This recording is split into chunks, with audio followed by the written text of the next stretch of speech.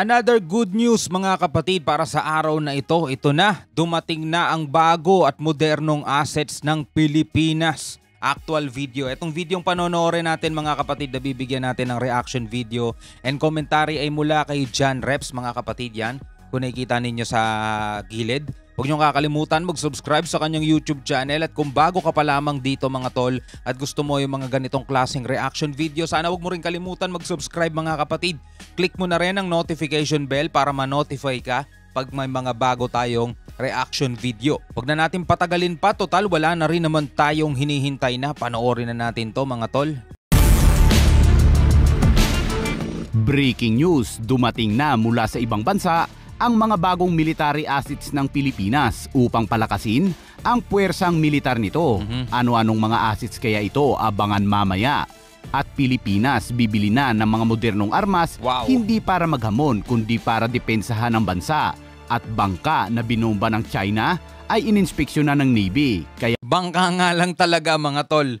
No, bangka nga lang talaga, wala man lang nakalagay na Philippine Coast Guard. Baka akala ng China mga perata, no? Kaya binomba. Para malaman ang buong detalye ay tumutok at makinig na mabuti dahil mabilis lang ito.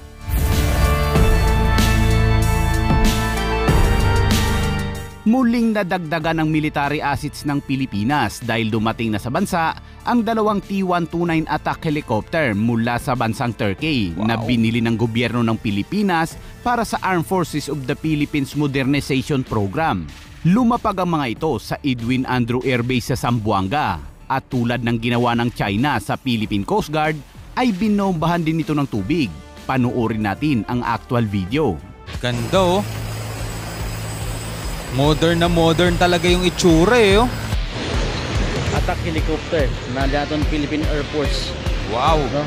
Ang rato ay the first time yan landing at Zamboanga City. Aircraft mga bisinos. So stay tuned lang, no? Daton mga kasama daton mga idol ali, no? Again, kalnayo pa lang niya mira.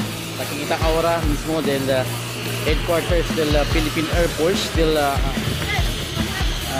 Air Combat Command headquarters.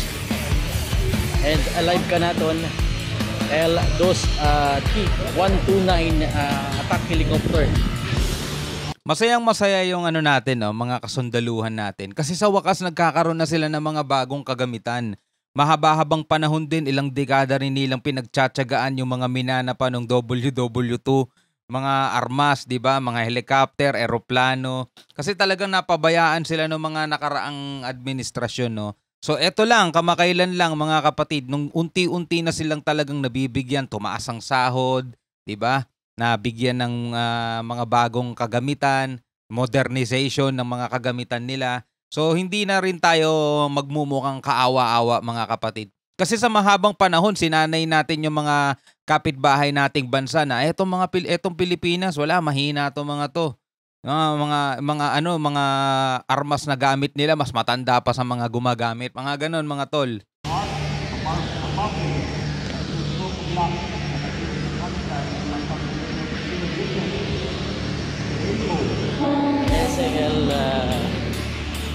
Daton T-129 attack aircraft, no?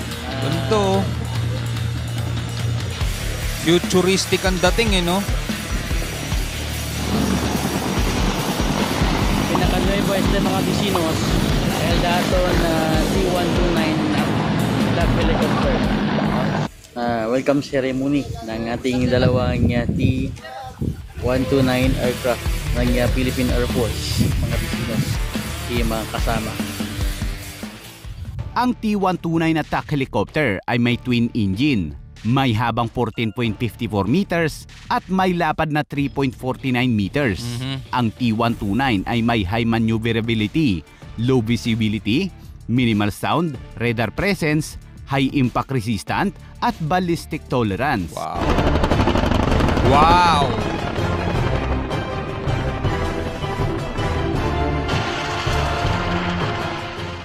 Ang frame nito ganun nga dati nga Pilipinas meron ng ganun. Ay gawa sa alloy at composite materials kaya magaan at impact resistant.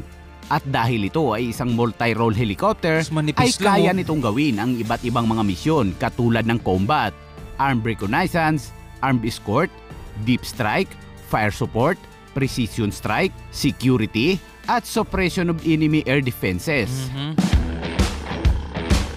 Ang angas.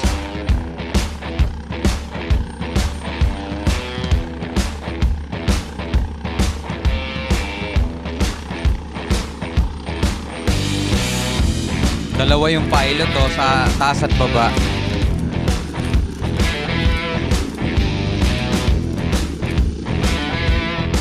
At sa iba Kung mapapansin lang natin, manipis lang siya, no? Kasi attack helicopter lang talaga siya. Hindi siya yung pang-rescue, yung pangsagip ng mga sugatan. Hindi ganun yung trabaho niya, walang sasakyan. Kung makikita nyo, parang jet fighter lang siya na helicopter ang itsura. Kasi dalawa lang yung pwedeng sumakay sa kanya, eh. O dalawa o apat, ganun, sa itaas at ibaba, di ba? Parang ganun yung nakita natin kanina. Isa lang siguro. Isa lang, no? Dalawa lang, taas at baba lang. So yun lang yung pwede, hindi siya pwede pang rescue. Halimbawa may makita silang mga sundalo na kailangan tulungan sa lapag, hindi. Iraradyo na lang, iba yung re-rescue. ibang balita naman, ano nga ba ang dapat gawin ng Pilipinas kaugnay sa panggigipit ng China sa West Philippine Sea? Pinakahuli ang pambobomba ng China sa barko ng Philippine Coast Guard.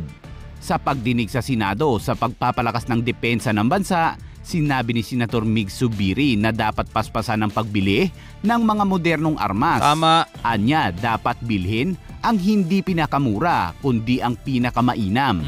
Lalo na yun, na hinaharas ang ating AFP at ating Coast Guard, I think we will not have a problem because we need this equipment yesterday. We need to buy more ships. We need to buy more frigates, patrol boats. We need to buy Air Force planes, missile systems. Dapat din daw palakasin ang kakayahan ng government arsenal na mag-produce ng sarili nating mga armas. Para Yun. bang in the interest of convenience, sinasabi ng ating DND or ng armed forces nga, magkonte, bilhin lang tayo dyan sa labas o kung anong meron. Instead of developing our own. Ayon naman kay Senator Jinggoy Estrada, Mas maganda magkaroon din tayo ng madedevelop natin ng sarili natin. 'Di ba? Mas mapapatipid natin 'yon. Sa una malaking gastusin 'yun kasi syempre yung mga pagawaan 'di ba? Pero kapag nandiyan na meron na tayong sariling pagawaan, di na natin kailangan bumili pa sa iba. Kasi kapag bibili ka sa iba, minsan aabutin pa ng 2 taon, 3 taon, 'di ba? Kasi syempre hindi lang naman ikaw bumibili diyan, may pila pa 'yan Taas malaking gastusin din naman. Mas maganda siguro kung tayo na mismo yung nagde-develop minsan ng atin, no? Pero yung syempre yung technology, yun ang kukunin natin. Yun yung parang makukuha natin doon sa mga natin, mga kaalyado nating bansa. Halimbawa, technology ng Japan, 'di ba? Technology ng Amerika. Pwede naman siguro yun, no? ang pag-upgrade ng military assets ay hindi para maghamon ng giyera kundi para maipakita ng Pilipinas na handang depensahan ang teritoryo nito. Pinapalis po tayo ng ating kapitbahay sa sarili nating bakuran. Hindi lang tayo basta sinabihan o binantahan, kundi binogbo pa ng tubig. It is high time that we get our acts together. Daing naman ni Senador Robin Hood Padilla na huwag nang pahirapan ng Kongreso ang pagpasa ng mandatory ROTC para handa ang mga Pilipinong ipagtanggol ang bansa tulad ng nakasaad sa konstitusyon. Ayon sa National Defense, 85 bansa ang umuobliga sa mga citizens nito na sumailalim sa military training, kaya sana raw ay sumunod na ang Pilipinas. Puro tayo reklamo. Hanggang China, binomba tayo ng tubig. Puro tayo salita. Kulang tayo sa gawa. Ayon naman kay Senator Raffy Tulfo, dapat daw naputulin na ang mga sensitibong transaksyon sa China, kabilang na ang Dito Telecommunity kung saan involved dito ang China Telecom. Nang pakibaklas na po yung mga computers na galing China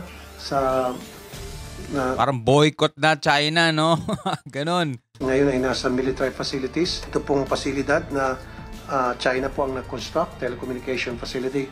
Kung pwede ho, i-cancel na po yung contract at paalisin na po. Binubuli nyo kami ito yung kapalit na hindi kami papayag na hanggang ba naman sa loob ng lupa namin nakapasok kayo. Ayon naman kay Cagayan de Oro Representative Rufus Rodriguez, dapat pauwiin na ang ambasador ng Pilipinas sa China at palitan na lang ng mababang diplomatic officer.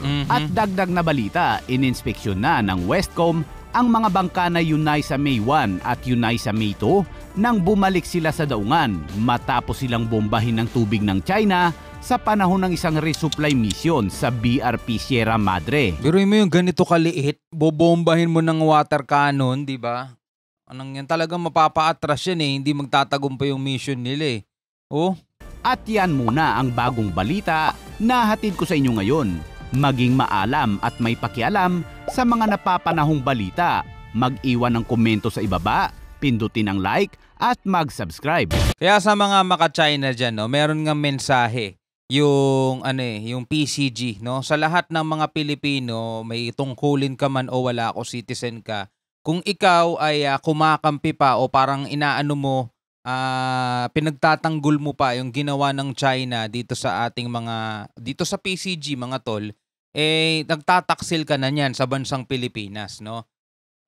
Mga tol, alam nyo, hindi naman sa masyado tayong kampi sa Amerika, no? Wala naman talaga tayong dapat kampihan sa kanila kasi ang dapat nating kampihan yung sarili nating mga kasundaluhan kasi sila yung nagbubuwis ng buhay nila para ipagtanggol yung bansa natin. So ang tangi na lang natin magagawa ay suportahan sila mga tol. 'Di ba, sa pamamagitan ng pagbibigay sa kanila ng moral support, 'di ba? Ng mga ano sa kanila, simpatsya, 'di ba? Wala naman tayong magagawa para lumaban pa pero yung tipong ipagtatanggol pa natin kung ano yung ginagawa sa atin ng China o kaya maka-China ka talaga, 'di ba? Parang binabaliwala mo na yung effort nila, 'di ba? So anong masasabi mo mga tol dito sa video na napanood natin? Comment kayo sa baba, pag-usapan natin 'yan sa comment section. Maraming salamat palagi sa inyong panonood at ingat kayo palagi mga tol. Hanggang sa muli, ako nga pala si Shobal D. Peace out.